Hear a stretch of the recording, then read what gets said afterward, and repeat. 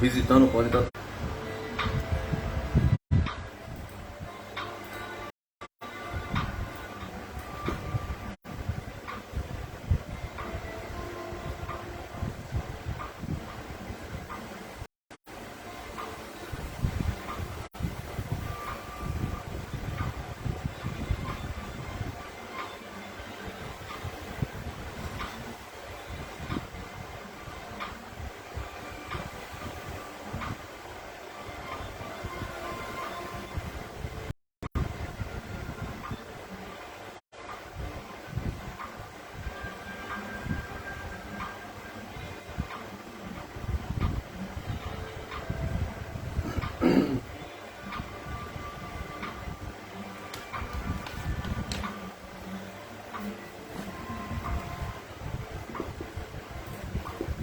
Caso Stefan Michalak.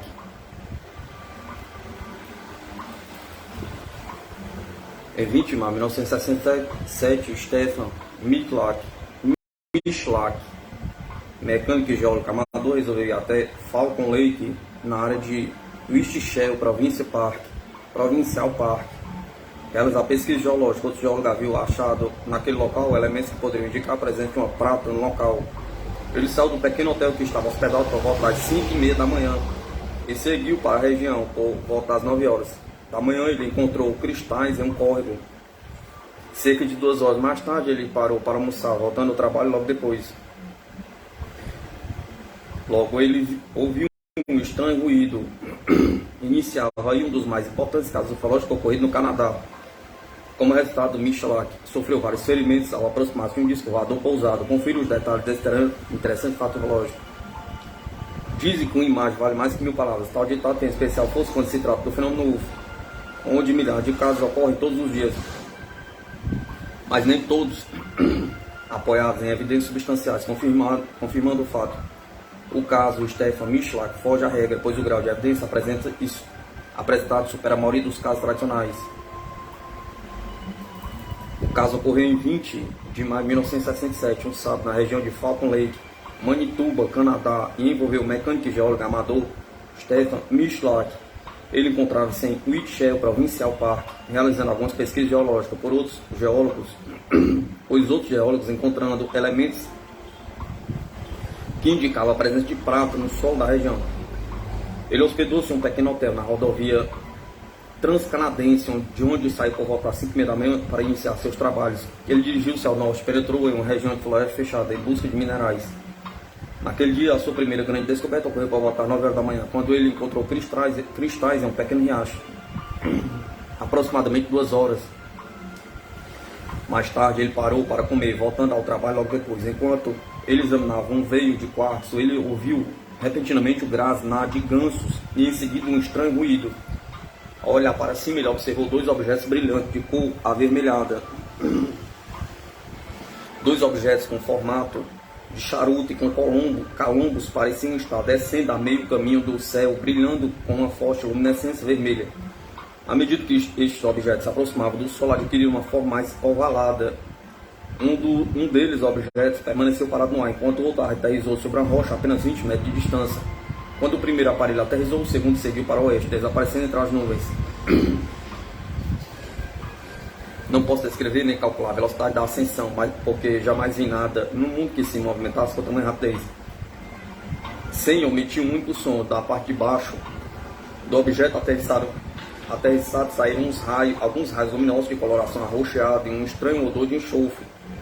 Michalak calculou que o objeto media 12 metros de largura e 4 metros de altura, apresentando o formato de uma tigela com uma pequena abóbada no alto. Ouvia-se também um zumbido semelhante ao de um motor elétrico e outro semelhante do ar quando é aspirado. Tal objeto permaneceu imóvel por vários minutos até que a porta lateral se abriu. Curioso, Michalak se aproximou para tentar observar seu interior, que era muito luminoso. Enquanto aproximava-se, o objeto aumentava a intensidade de suas luzes, chegando a ofuscar a testemunha em alguns momentos. Eu não vi nenhuma figura, tudo que eu podia ouvir eram vozes que eram distorcidas pelo zumbido e assobio que a nave fazia. Elas pareciam vozes humanas, embora um tanto abafadas pelo som do motor e da corrente de ar que continuava escapando de algum ponto do interior do aparelho. Consegui distinguir vozes distintas, uma mais aguda que a outra. Pela escotilha aberta na fuselagem, o geólogo observou um brilho arroxeado. Em um canto havia um painel com várias luzes piscantes, o som de ruídos e vozes. Embora ele não tenha avistado qualquer tripulante intrigado, ele acreditou que tratasse de um aparelho secreto dos Estados Unidos. E assim tentou chamar os possíveis tripulantes em várias línguas que conhecia, oferecendo ajuda, mas sem resultado. Sem resposta, resolveu esperar para ver se alguém aparecia. Colocando lentes verdes sobre meus óculos de proteção, enfiei a cabeça pela abertura adentro. O interior era um emaranhado de luzes, raios diretos, percorriam uma trajetória horizontal e diagonal, e uma série de luzes intermitentes. Deu uma impressão de estar funcionando de um modo estranho, sem obedecer a uma sequência ou ordem especial. Observei a espessura das paredes do aparelho. Devia ter cerca de 20 polegadas, 50 centímetros na seção transversal. Estranha da situação, Michelak resolveu afastar seu objeto. Enquanto recuava, a porta se fechou e em seguida surgiu na parte externa do objeto 3 painéis. Surgiram isolando a escotilha.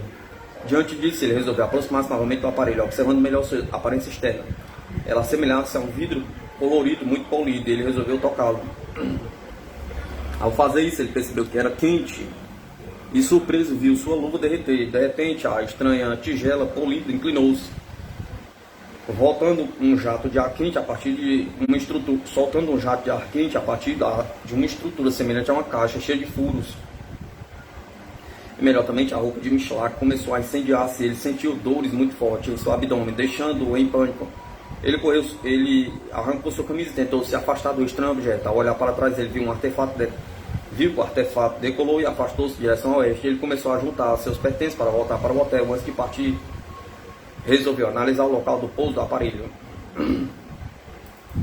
Quando me aproximei do local, senti enjoo e minha cabeça começou a doer. O local onde a nave tinha pousado dava a impressão de ter sido varrido com a vassoura sobre a rocha. Não havia detritos de qualquer espécie, nem galho, nem pedacinho de pedra, nada. Estava tudo empilhado num anel com 6 polegadas de altura e cerca de 15 pés de diâmetro. 15 centímetros de altura e 4,5 metros de diâmetro. Nos minutos seguintes, as dores de cabeça aumentavam e ele começou a suar frio. Ele vomitou várias vezes e sua visão ficou embaçada. Sua cabeça latejava e ele deixou o local com dificuldades e seguiu para o hotel. Ele percebeu que nele havia ficado empregado o odor do motor elétrico queimado em enxofre que emanava do objeto. Ele aguardou por várias horas pelo ônibus que o levaria de volta ao Winnipeg, de volta à cidade de Michelak. Não sentia melhor e seu filho, Mark Michelak, resolveu interná-lo no Misericórdia General Hospital. Diante dos sintomas apresentados pelo geólogo, os médicos não conseguiram dar um diagnóstico preciso. A única coisa que conseguiram foi aliviar as dores geradas por queimadura em seu abdômen. A dor de cabeça persistiu até o dia seguinte. A marca de queimadura, semelhante à de uma grelha, permaneceu visível até sua morte em 1999. No dia seguinte ao evento, outros sintomas apareceram. Ele perdeu o apetite e nos dias seguintes perdeu quase 10 quilos. Os exames médicos realizados indicaram que a contagem de linfócitos no sangue caiu a 25% habituais para 16 e só voltou ao normal 4 semanas após o fato ocorrido em Falk Lake.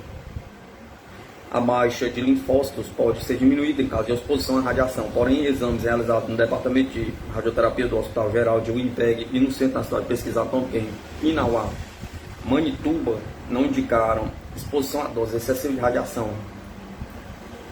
O caso Stefan Michelak foi o caso ufológico mais amplamente noticiado no Canadá, deixando peritos, inclusive investigadores da Real Polícia Montada canadense, desnorteados. Além da BBC, a revista Life e a Canadian Broadcast Corporation fizeram amplas coberturas do caso. Isso levou a uma enxurrada de relatos de avistamento de UFOs na região de Manitoba.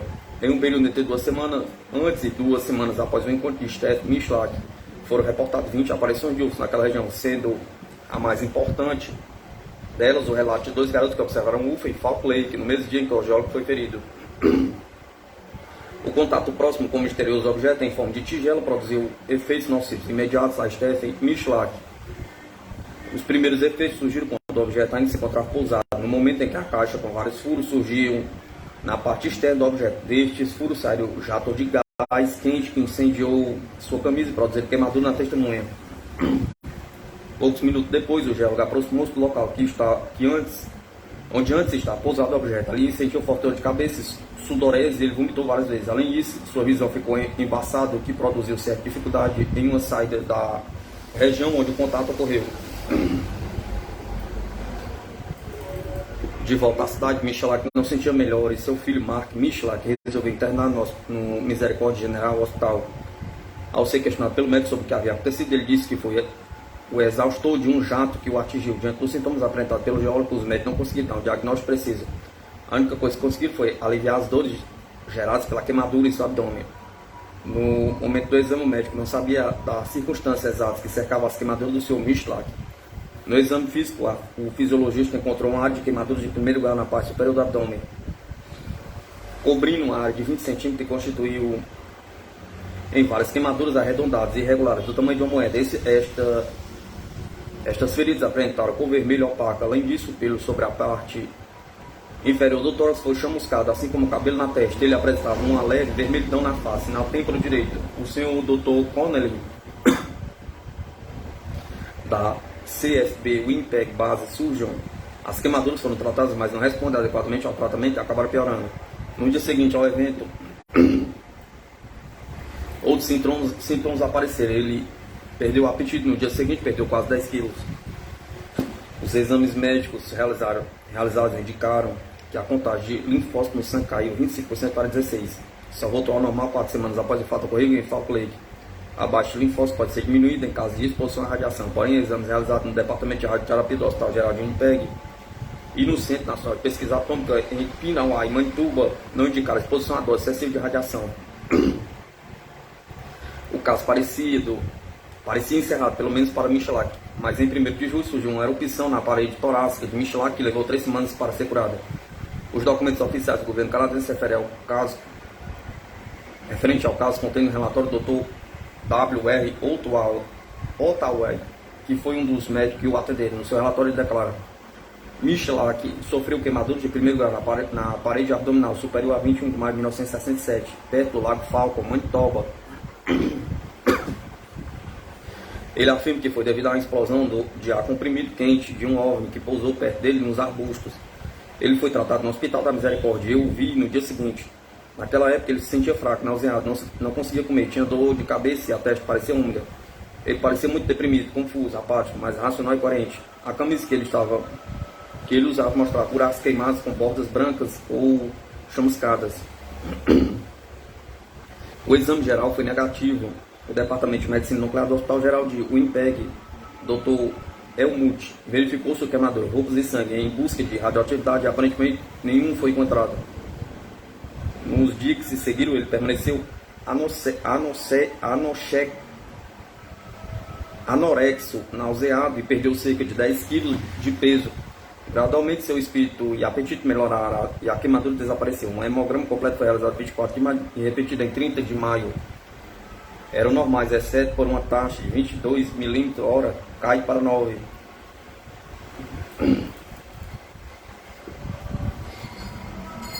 E que na taxa de linfócitos de 21 para 16. Em 1º de junho ele desenvolveu uma erupção na parede torácica, inicialmente uma urticária natural. Isso se estabeleceu em cerca de 3 semanas. Em 15 de setembro ele veio a meu consultório com uma urticária generalizada, com eritema, erupções, fraqueza, tontura e aperto na garganta, de meia hora de duração. Recebeu adrenalina e foi enviado ao Hospital da Misericórdia para observação. A urticária retrocedeu naquela noite. Ele foi mandado para casa no dia seguinte. Não foi sentido que isso tivesse algo a ver com a queimadura inicial. Em 21 de setembro daquele mesmo ano, ocorreu novos fatos fisiológicos associados ao evento de Falk Lake. Em seu rosto surgiu um enxatema, irritações e erupções cutâneas bastante doloroso que rapidamente se espalhou por seu corpo. No local de sua queimadura surgiram manchas avermelhadas de grande tamanho. Com o crescimento das áreas afetadas, o corpo de Michalak começou a inchar rapidamente e ocorreu desmaios. Novamente ele foi internado no Misericórdia General Hospital, onde os médicos diagnosticaram alergia. Ele não concordou com o diagnóstico médico, associou o problema com o avistamento ocorrido em maio. Esse ciclo de sintomas desenvolvendo enxatemas, náuseas e desmaios apareceu de 3 em 3 meses, nos 14 meses seguintes. 27 especialistas analisaram Michelak e nenhum deles conseguiu tratar o amenizar a tais efeitos. Em agosto de 1968, Michelak procurou a ajuda do especialista da clínica Mayo em Rochester, Minnesota. Embora os diagnósticos da clínica permanecessem confidenciais, várias publicações ufológicas na época noticiaram que uma impureza química foi detectada no sangue do geólogo. Seja qual for a descoberta realizada pelos médicos da clínica, o problema da saúde foi tratado e desapareceu repentinamente. Esta entrevista com o Stephen Michelak ocorreu em 24 de maio de 1967, poucos dias após o incidente. Foi concedido ao investigador C.J. Davis, do Regimento de Polícia Montada do Canadá. Davis: Steve, conte-nos o que você fez na sexta-feira antes da viagem a Falcon Beach, no sábado. Michelak: bem, de manhã fui trabalhar na Inland Cement Company e às 3h30 dei um soco, porque já estava me preparando desde o ano passado para continuar meus estudos geológicos no terreno. Estou procurando por locais especiais que absorvam meu interesse. Davis: isso é na área de Falcon Beach? Pergunta Michelak. Sim, é isso. Davis: o que você faz com a Inland Cement? Michelak: eu trabalho como mecânico industrial. Davis: há quanto tempo você está com eles, Steve? Michelak: estou com eles há 6 ou 7 anos. Davis: você nasceu no Canadá? Pergunta Michelak: não, eu vim para o Canadá em 1949, depois de dar parte das tropas de ocupação do exército dos Estados Unidos. Davis: você nasceu, Steve? Onde você nasceu, Steve? Michelak: eu nasci na Polônia. Davis: você estuda geologia há algum tempo e faz prospecção como hobby? Pergunta Michelak: sim, eu fui para Saskatchewan e para a escola de prospecção em Lange, comecei um estudo por lá, por conta própria e contínua. Eu gosto disso, da terra e do solo, e continuo com isso. Davis: ok. Agora você saiu do trabalho na sexta-feira à tarde, o objetivo era pegar o ônibus até Falcon Beach. Michelak: sim. Davis: e então me diga exatamente o que aconteceu depois que você saiu do trabalho na sexta-feira, depois que deixou o seu emprego na Inland Cement. Michelak: bem, cheguei em casa para me arrumar, minha esposa fez o meu almoço, meu filho me levou até o ônibus. Davis: sua esposa fez o almoço para você comer no dia seguinte ou naquela noite, ou para que? Pergunta Michelak: bem, ela fez o almoço para o dia seguinte, não havia nada para estragar. Davis: o que ela fez para você? Pergunta Michelak: peguei um pouco de linguiça, queijo, algumas maçãs, alguns pães, algumas laranjas. Davis: você tinha alguma coisa que precisava ser cozida para a qual você precisava de um fogo? Pergunta Michelak: não, veja, eu estou indo apenas por um dia. Davis: que outro equipamento ou outros artigos você levou além do almoço? Michelak: levei comigo além do almoço um imã, tijolos de porcelana crua para verificação, um machado martelo. Davis: o que são? Pergunta Michelak: porcelana crua, porcelana polida crua para verificar a formação de listras e cores. Eu tinha isso e peguei um imã, uma bússola, tirei luvas, óculos, machadinho, martelo, livros e minhas anotações. Davis: entendo, as mesmas coisas que qualquer pessoa em prospecção levaria. Michelak: sim, normal para verificação simples de prospecção. Davis: e é tudo, não é? Pergunta Michelak: sim. Davis: e as roupas que você tinha com você? Pergunta Michelak: as roupas que eu vestia. Davis: Agora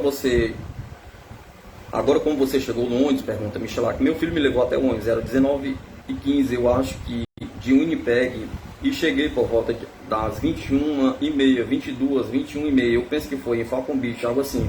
Davis: e então o que você fez? Michelak: então eu entrei no quarto, e eu tinha o quarto 3, eu acho. Davis: isso é num motel na estrada, não é? Pergunta Michelak: sim, aquele motel. Davis: e o que você fez depois do check-in? Pergunta Michelak: após o check-in estudei meus livros por uma hora e meia, depois fui tomar um café. Davis: na cafetaria do hotel? Pergunta Michelak: sim, no motel.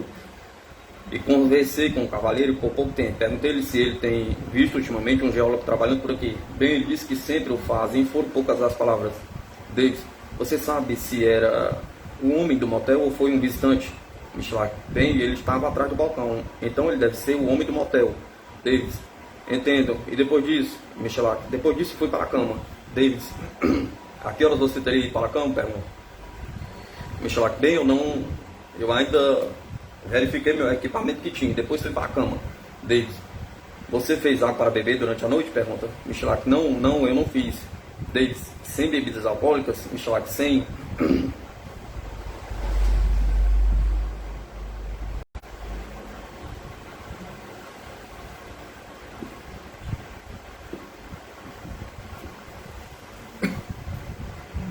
Davis, tudo bem, a que horas você acha que chegarei na cama? Pergunta. Michelak, eu fui para a cama, era cerca de 22h30, algo assim. Davis, entendo, você acordou sozinho na manhã seguinte ou eles ligaram para que você ou o quê? Pergunta Michelak. Eu me levanto sozinho, era exatamente 5h30 quando me levantei. Davis, e o que você fez a partir desse ponto? Michelak, bem, eu comi no quarto do hotel. Davis, que você comprou? Que você comprou para você? Pergunta Michelak. Sim, então eu saí do hotel, deixei a chave em cima da mesa e fui para a relva. Davis, onde você foi do hotel? Você caminhou pela estrada ou foi direto pelo mato? Pergunta Michelak. Não, eu ando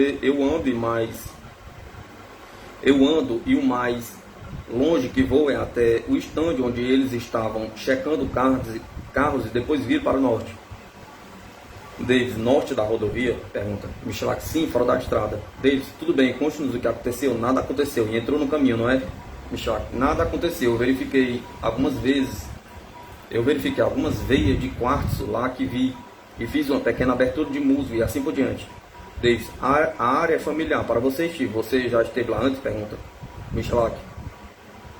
Eu estive no ano passado em algum lugar um pouco diferente, na mesma área. Sim, na mesma área geral. Eu estive lá no ano passado lá.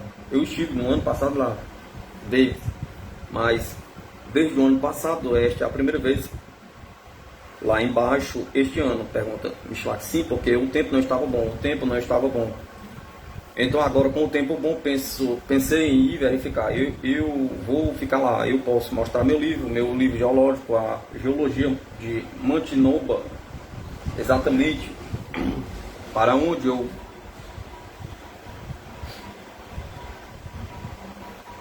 estava indo. Este é o que eu peguei. Só posso lhe mostrar por seu próprio conhecimento, para onde estou indo. Davis, ok, tudo bem agora.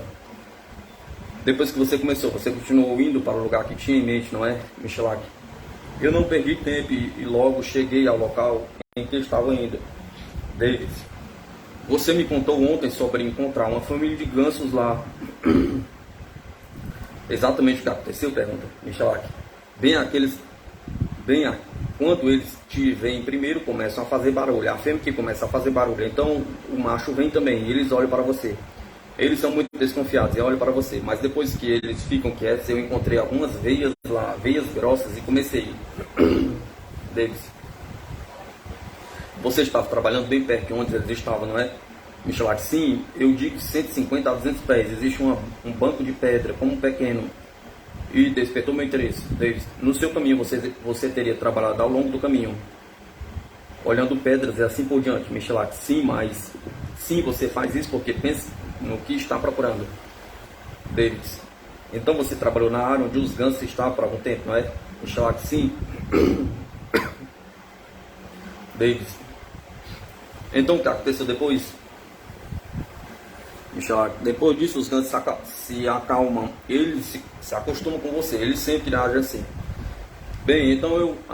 Então comecei a mediar, ver que encontrei, comecei a pisar e a cortar os meus passos, meço a largura e o comprimento de acordo com a possibilidade. Eu pego com um martelo lascador, às 11 horas olho para o meu relógio e almoço. Depois do almoço volto a trabalhar, os gansos voltam a fazer barulho, eles estavam correndo por cima da água. E vejo que a mãe ganso estava fazendo barulho tremendo lá. Eu estava curvado ou ajoelhado no chão, levantando a cabeça e olho para o pântano onde estavam os gansos, e percebo que uma luz vem dali. Davis, no céu? Pergunta Michelak. Sim, no momento em que eu vejo, uma seguida depois do outro, havia dois. A forma é como um esboço que fiz, exatamente como o que estava no ar. Você pode ver as linhas porque elas se encaixam na posição e nas cores. No céu azul e na mistura com o vermelho. Então eles se viram e desligam. Davis, desligam? Pergunta Michelak. Não fez nenhum barulho.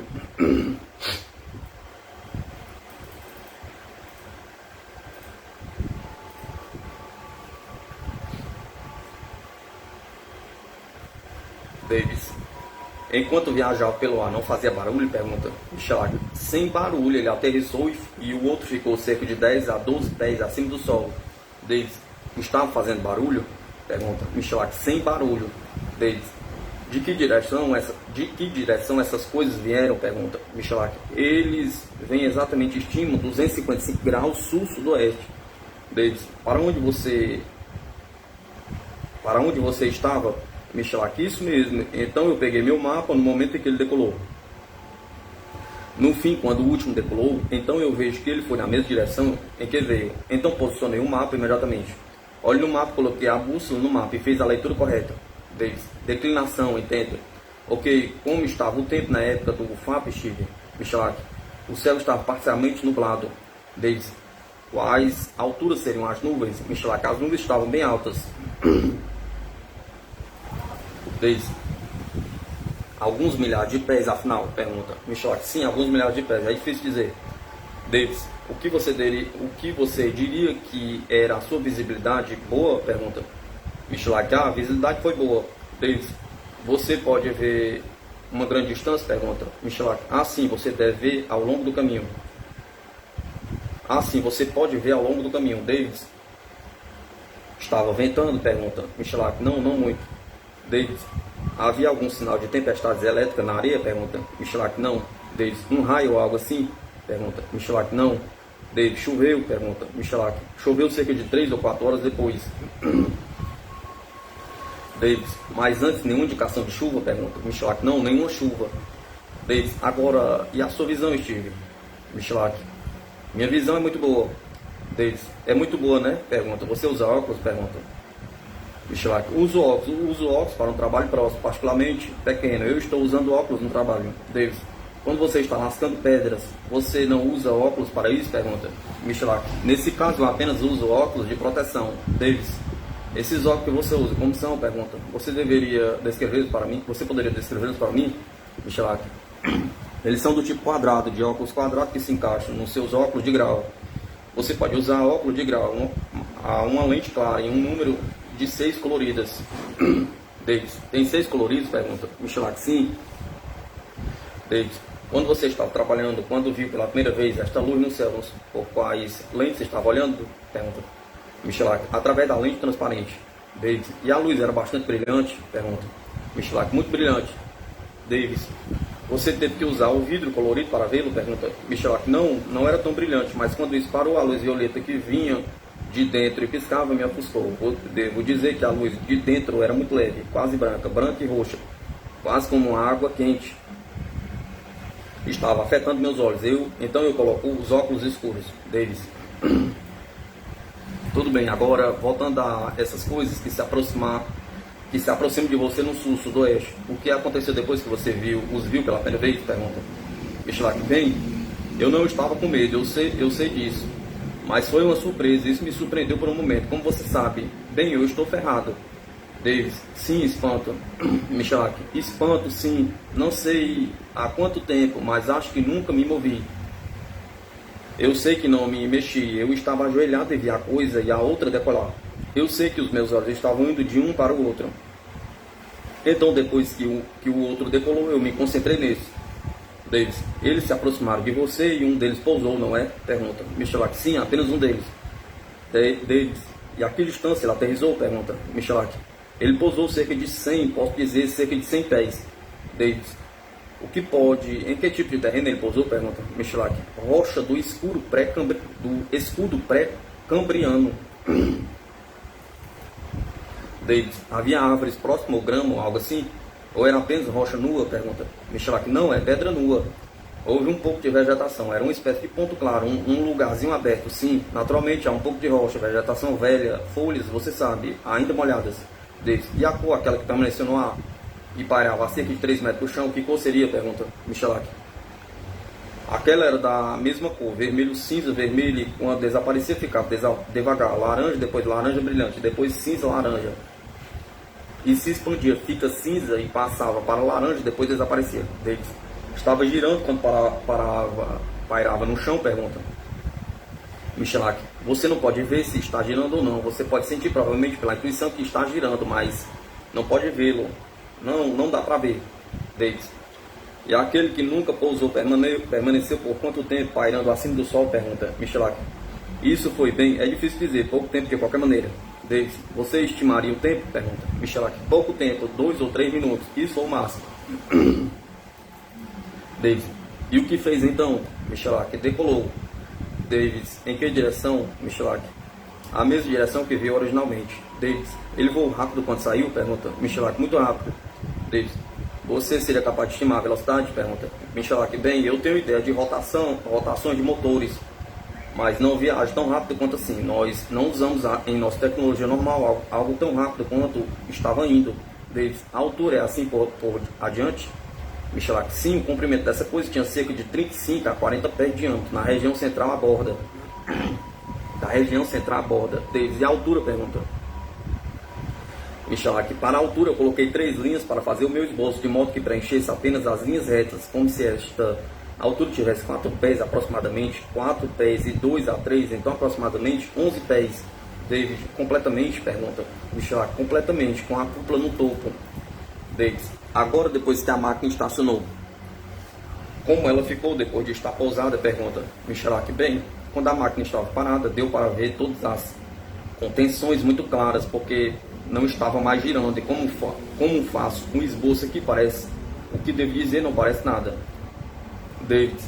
Quando se estabeleceu no chão, era um vermelho brilhante com metal quente, depois gradualmente virou o quê? Michelak. Sim, ele gradualmente se transformou de cor cinza aço, prateada. David. Como metal esfriando? Pergunta Michelak. Sim, certo. Cor de metal. Ele não tem o desarranjo das cores azuis como zinco, atimônio ou qualquer outra liga. É mais para um amarelo de latão, amarelo pálido, que é semelhante ao aço inoxidável, e tinha um acabamento tão suave que me surpreendeu. Davis. Entendo. Quanto tempo ficou lá antes de você se aproximar? Pergunta Michelak. Bem, muito mais do que meia hora. Davis. Foram apenas os últimos minutos que você chegou lá? Pergunta Michelak. Foram os últimos minutos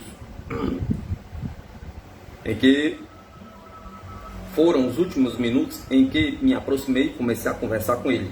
Davis. E ficou lá por quê? Pergunta Michelak. Uns bons 45 minutos. Foram uns 45 minutos. Davis. Quanto tempo ficou no chão antes da abertura da escotilha? Pergunta Michelak. Cerca de 10, não sei dizer. Cerca de 10 minutos.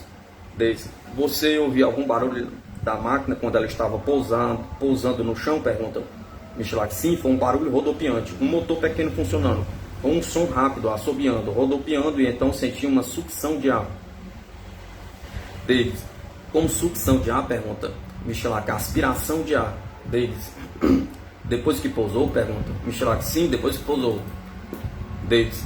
E que tipo de barulho ela fazia além da sucção de ar? Você poderia ouvir motores funcionando lá dentro ou algo assim? Pergunta Michelak. Não ouvi nada além disso. Davis.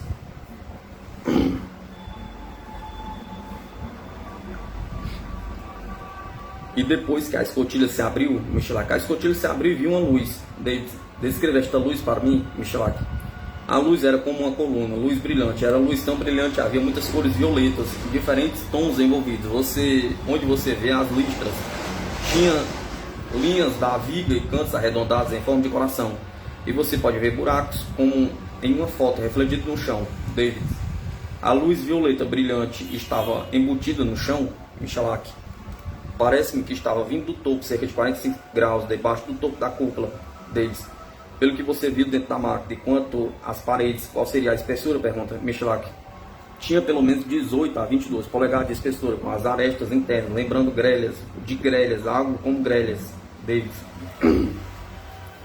Nas paredes, as arestas das paredes? Pergunta Michelak. Sim. Davis. As paredes tinham 20 a 22 polegadas de espessura. Você sente, não é? Pergunta Michelak. Aproximadamente sim. Davis. Então, quando você se aproximou desta máquina, o que aconteceu? Pergunta. Você gradualmente se aproximou e falou, não é? Pergunta Michelak. Quando comecei a me aproximar, ouvi um barulho. Havia certamente um ser humano falando lá. Davis. Homens conversando? Pergunta Michelak. Homens. Davis. Mas uma linguagem que você não conseguia entender, pergunta Michelak. Não, mas a primeira ideia que me veio à mente foi americana. Então eu digo bem, se vocês são meninos e antes saíam e não tenham medo. Então eu digo bem, se vocês são meninos e antes saiam e não tenham medo. Eu digo que não vendo o seu segredo facilmente. Se você precisar de ajuda, apenas saia. Então a voz parou completamente. Davis, quantas vozes? Alguma ideia? Pergunta Michelak. Bem, acho que foram talvez 2, talvez 3, trocando uma conversa curta. E foi isso. Eles não disseram uma palavra depois. Davis. E depois que você falou com eles em inglês, o que você falou com eles? Perguntou Michelak. Então eu digo em alemão e italiano. Davis, o que você disse em alemão? Michelak. Em alemão eu digo, você fala alemão? Perguntei. Davis. E em italiano? Perguntei. Michelak. Disse várias palavras em italiano. Compreende em francês? Não é esquisito? Então eu disse várias palavras em polonês e ucraniano. Davis. Isso é polonês? É ucraniano, não é? Pergunta Michelak. Isso é polonês, ucraniano e russo. Davis. Quantos idiomas diferentes você conhece, Steve? Michelak. 5, 6. Eu posso me comunicar, eu posso me dar bem. Davis. E depois que você falou nesses diferentes idiomas, quanto tempo levou até a escotilha começar a fechar? Pergunta Michelak. Acho que nem terminei minhas perguntas e a escotilha se fechou. Davis. A escotilha fechou rapidamente? Pergunta Michelak. A escotilha se fechou rapidamente. Foi a única vez que vi que ela estava fechada. Não vi como foi aberta. Davis. Como você descreveria o fechamento? Pergunta Michelak. O fechamento foi como uma placa movendo-se horizontalmente e outra horizontalmente na direção contrária e uma terceira que foi empurrada para fora. Davis. Para formar a casca externa, não é mesmo? Pergunta Michelak. Para formar sim a parte externa. Davis. E você não conseguiu ver uma linha de junção? Era uma porta muito bem ajustada quando se fechou? Pergunta Michelak. Eu não poderia dizer, foi muito bem ajustado. Eu não prestei atenção no momento, porque... 3 pontos. Davis. Ao se aproximar, você podia sentir o calor irradiante dele? Pergunta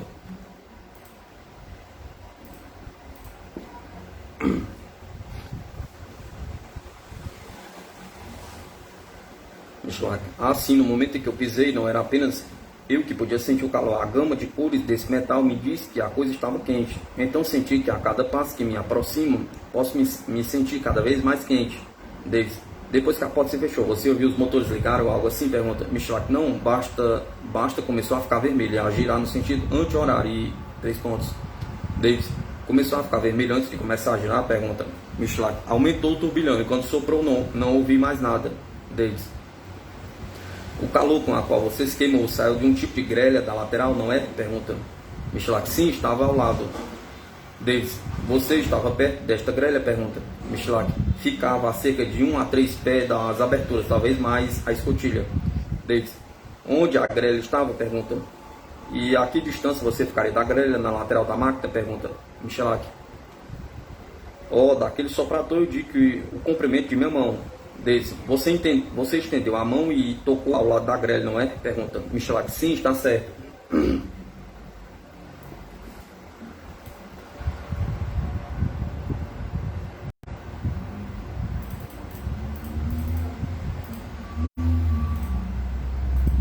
Davis. E quando a máquina começou a sair do chão? Foi quando você se queimou? Foi? Pergunta Michelak. Isso mesmo, naquele exato momento. Davis. E a explosão de calor envolveu você? Pergunta Michelak. Nesse exato momento atingiu minha camisa. Davis. Sim. Michelak. Então eu arranquei minha camisa, uma e outra, e depois virei minha cabeça e ela já tinha sumido, estava indo. Davis. A uma velocidade fantástica de novo? Pergunta Michelak. Sim, foi muito alta a velocidade. Davis. Você já viu aviões a jato voando? Seria muito mais rápido que um avião a jato? Pergunta Michelak. Sim, um avião a jato faz cerca de 100 vezes mais ruído do que este. Davis. E sobre a velocidade? Pergunta Michelak.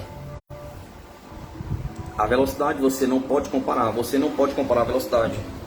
Você pode dizer 3 vezes, talvez 4 vezes, talvez 5 mais rápido que o jato. É muito difícil dizer. Davis. E a cor dela, como impressionava você? Pergunta Michelak. A cor estava gradualmente se tornando um vermelho real, aumentando sistematicamente quanto mais longe estava, mudava mais para laranja e depois começou a desaparecer, chegando às nuvens. Eu acho que chega perto das nuvens, quando eu vejo muito pequena cor de laranja, é tudo que eu vi deles. Foi para as nuvens, para a camada de nuvens, pergunta Michelak. Sim, desapareceu, não pude ver.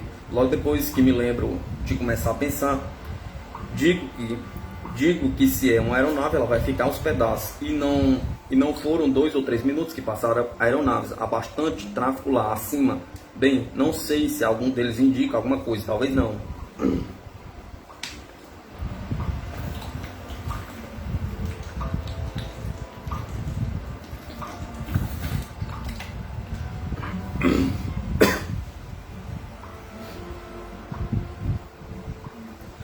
David, eu queria perguntar sobre as linhas de energia. Havia linhas de energia na área?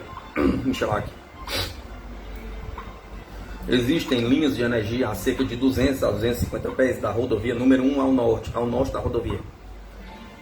David, e a que distância você estava das linhas de energia quando viu essas coisas? Pergunta Michelak. Bem, pelas linhas de energia eu estava aproximadamente 3 km. Aproximadamente, talvez, não exatamente. É realmente difícil de dizer. David, você tocou nesta máquina com a mão enluvada? É a luva de plástico amarela habitual que você tem aqui, certo? Michelak, sim. Davis, e derreteu o plástico da luva? Pergunta Michelak. Bem, não derreteu completamente, começou a derreter. Eu sei que estava amolecendo imediatamente, e então eu tirei minha mão. Davis, conte-me como essa coisa saiu do chão. Ela simplesmente levantou do chão ou inclinou em uma extremidade? Pergunta Michelak. Ela tinha uma pequena extremidade em ângulo, porque eu sei que já estava semi-exposta, porque fez uma curva. Não sei porque também não sou um homem fraco, enquanto levantei a camisa estava completamente arrancada e meio que em pedaços. David, e subiu em um ângulo? Pergunta Michelak. Um pouco em ângulo, mas não consigo ver o topo com cerca de 1 pé ou 2. É difícil dizer, um pouco prateado no topo, eu diria. Depois, não mais. David, subiu nesse ângulo por algum tempo? Pergunta Michelak. Apenas continuou do jeito que estava, simplesmente subiu. Ele se inclinou um pouco e subiu. David, depois que você rasgou sua camisa, sua blusa, você deixou no chão, estava bem queimado? Pergunta Michelak. Assim, eu não ligo para a minha camisa, porque não havia fogo na floresta, não era perigoso, eu não me importei. David, e sua camisa, você tirou e colocou e levou de volta com você? Michelak. Bem,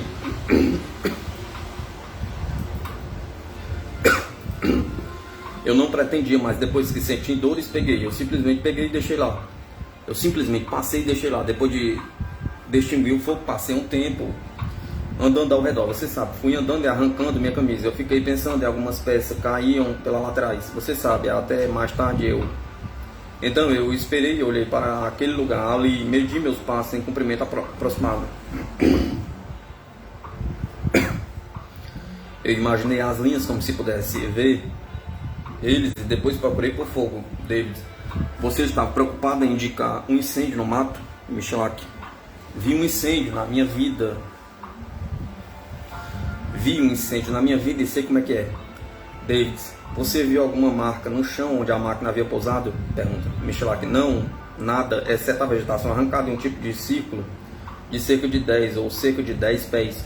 David, tem mais alguma coisa que você deixou lá? Pergunta Michelak. Eu esqueci minha fita métrica, acho que são 8 pés, cerca de 6 pés, 8 pés, 6 pés, eu acho. David, e sobre o serrote, você disse algo sobre um serrote. Michelak. Este serrote não está no lugar, mas aquele que eu encontrei antes no caminho pela vegetação. David, alguém deixou o serrote no mato? Michelak. Sim, de alguma forma no caminho, sim, no mato. É um serrote de mão dupla, de um lado é um serrote de esquadria, um corte transversal, e do outro lado é um serrote sueco, e como nos velhos tempos, um cabo de madeira e uma lâmina reta. Então esse serrote provavelmente estará lá novamente. Se perdi um grau ou algo podemos. Se perdi um grau ou algo que podemos. Davis, qual a distância do serrote? Michelak. Esse serrote está na metade do caminho. Davis, entendo, a meio caminho da rodovia. Michelak. No meio da galeria, eu coloquei uma pedra ali. David, quanto tempo você ficou no local Depois que a máquina saiu, pergunta Michalak. Depois da máquina fiquei no máximo 10 minutos. Davis. Então você começou pela rodovia? Pergunta Michalak. Então eu comecei a me sentir mal, então vomitei lá. Davis. Você disse que se sentiu mal, não é? Pergunta Michalak. Então eu em direção à estrada e digo que é a única chance que tenho. Então eu ando em direção à estrada e digo que é a única chance que tenho. Davis. Você vomitou lá? Pergunta. Você se sentiu doente ali? Hein? Pergunta Michalak. Sim, sim.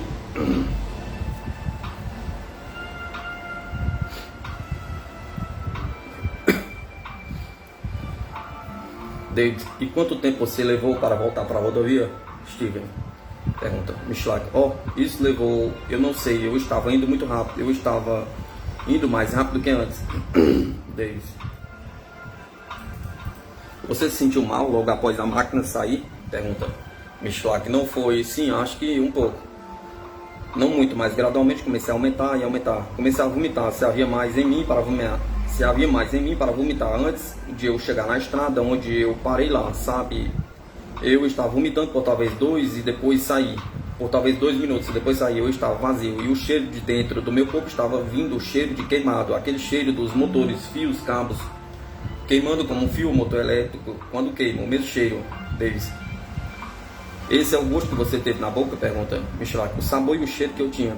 Davis. Entendo. Como você está sentindo desde que isso aconteceu? Pergunta Michalak. Desde que isso aconteceu, não me sinto muito bem. Davis. Você não conseguiu comer muito? Pergunta Michalak. Eu não comi, apenas tentei comer hoje. Eu liguei para o médico e ele ordenou que eu comesse hoje. Essa é a minha primeira torrada em um copo de leite. Davis. E a sua cabeça está doendo? Pergunta Michalak. A cabeça ainda está doendo. Davis. Ainda está doendo um pouco? Pergunta Michalak. Ainda tem abalada hoje. Davis. Você está, né? Michalak. No carro. Davis. Quanto peso você perdeu? Michalak. Em média perdi cerca de 5 libras por dia. Já perdi 15 libras já. Davis. Este é o 4º dia desde que você teve essa experiência? Pergunta Michalak. Sim. Davis. Steve, eu queria perguntar sobre esse cheiro. Há algum cheiro na área? Pergunta Michalak. Cheiro como se você entrasse em uma sala grande onde não havia nada além de equipamentos elétricos funcionando e você pode sentir. David. Sim, com todo esse equipamento elétrico funcionando. Michalak. Isso mesmo. David. Você sabe se esse cheiro permaneceu depois que a máquina saiu? Pergunta Michalak. Bem, eu não posso te dizer. Ainda cheira um pouco. Após o fato, os militares da Força Aérea Canadense e investigadores da Real Polícia Montada Canadense realizaram várias investigações na região onde o caso ocorreu. As primeiras investigações em companhia de Stephen Michalak mostraram-se infrutíferas, pois a testemunha aparentemente não conseguia encontrar o local do fato. Com base nas informações presentes nos documentos oficiais, Stephen Michalak sabia exatamente onde o disco voador pousou, porém estava mantendo o local em segredo para não comprometer as pesquisas geológicas que havia realizado na região. Ele tinha forte interesse econômico na área, onde ele havia encontrado evidências de minerais valiosos na área. Então, nas semanas que seguiram, os investigadores do governo canadense realizaram algumas buscas por terra e por ar, com auxílio de helicóptero, em busca do local exato do pouso. Tal busca também foi infrutífera. Por outro lado, Stephen Michalak voltou ao local do fato em companhia do ufólogo Barry Thompson, da Aerial Phenomenon Research Organization (APRO) e de seu sócio Gerald Hart. Eles fotografaram a área do pouso, onde perceberam-se um ciclo queimado de aproximadamente 4,5 metros.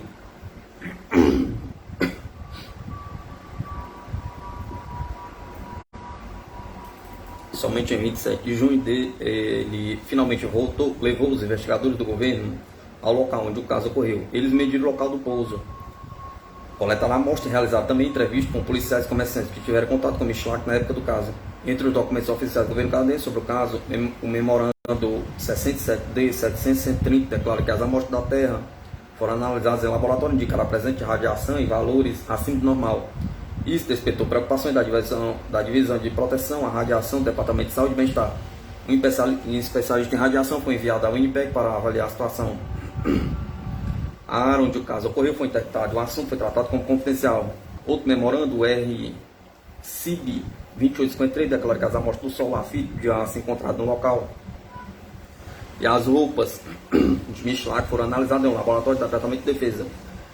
Os exames indicaram que a fita de aço também apresentava radiação. Um memorando datado de 13 de setembro de 1967 havia enviado pelo Dr. Hunt para a AK Das Gupta informava que a divisão de física da seção de avaliação e controle de segurança analisou em nome da Real Força Aérea Canadense amostras do solo, roupas queimadas e a fita de aço, buscando vestígios de contaminação radioativa. Uma análise espectral de 3 gamas de raio gama das 3 amostras revelou um nível de atividade de aproximadamente 54 de Ra225 equivalente. O memorando cita que foram feitas reuniões entre os representantes da RCMP e DND, representantes federais e provinciais de saúde para definir ações a serem tomadas frente ao caso. Como resultado disso, os investigadores visitaram o Dr. R. Campbell, da Clínica de Câncer de Manitoba, para verificar a localização exata do silo de armazenamento de rádio situado em West Brantrae, local próximo a Falcon Lake, onde o caso ocorreu. A intenção era determinar se os índices de radiação acima do normal do local do pouso devia ser um suposto vazamento de material radioativo. A investigação indicou que não havia vazamento de material radioativo. Eles também visitaram a companhia de cimento onde Michelak trabalhava para determinar se a empresa manipulava algum tipo de material potencialmente radioativo, ficando descartada essa possibilidade. Além disso, os investigadores fizeram medições na casa de Michelak em busca de potenciais elementos radioativos, inclusive nos locais onde as amostras coletadas na área do pouso do UFO foram colocadas após regressar de Falcon Lake. Foi detectada uma leve alteração radioativa nos sacos plásticos onde foram acondicionadas amostras do solo do local de pouso e de roupa danificada de Michelak. Em 1º de agosto de 1967, as amostras foram analisadas no laboratório de saneamento ambiental do Instituto Norquay. Eles foram testados com luz ultravioleta, que revelou que estavam contaminados com rádio. Análise semelhante realizada no caso de Michelak deram negativo. Em seguida, as amostras seguiram para a RPD de Ottawa para novas análises. Os relatórios do governo descrevem o ufólogo J. Barry Thompson como alguém desleixado. A APRO, por sua vez, é descrito como uma organização frouxa formada por adolescentes. Apesar disso, os documentos reconhecem o trabalho investigativo de Thompson, descreve sua importância na investigação do caso.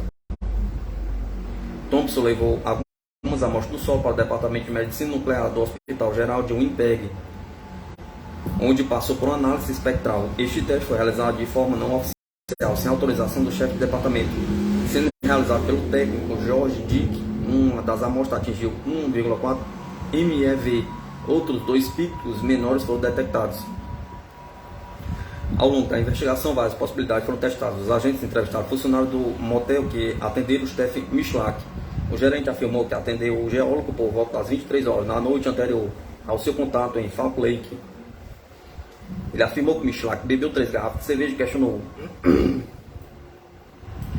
Em busca de maiores informações, eles entrevistaram a camareira do hotel, que declarou que ao limpar o quarto onde ele estava hospedado não havia garrafas ou bebidas alcoólicas presentes no local. A senhora Marty Buzek, esposa do proprietário do hotel, declarou que Michelak se aproximou dela no início da tarde de 20 de maio de 67, no estacionamento do hotel. Ele estava segurando o casaco fechado no peito e pediu um médico. Ele foi avisado de que não havia um disponível e não existiria até 1º de junho. Ela disse para procurar a RCMP. Ele acatou a dica e procurou a polícia, reencontrando o soldado Solitki. Todas as notas de compra de bebês da loja de bebês do hotel foram verificadas na data de 19 e 20 de maio de 1987, com resultados negativos. Os moradores locais foram investigados, mas não ouviram nada de inusitado no dia da questão. Apesar de todos os esforços, os documentos afirmam que o caso é inconclusivo e alguns fatos não podem ser explicados cientificamente, tais como sua doença, dor de cabeça e perda de peso durante um período de 2 semanas imediatamente após a suposta visão, uma flutuação na contagem de células sanguíneas que ocorreu ao mesmo tempo, as queimaduras do peito, abdômen e roupas, bem como um ciclo na rocha onde ele alegou que o OVNI pousou. O caso Stephen Michelak permanece ainda como um dos mais importantes e sólidos casos ufológicos canadenses e mundiais.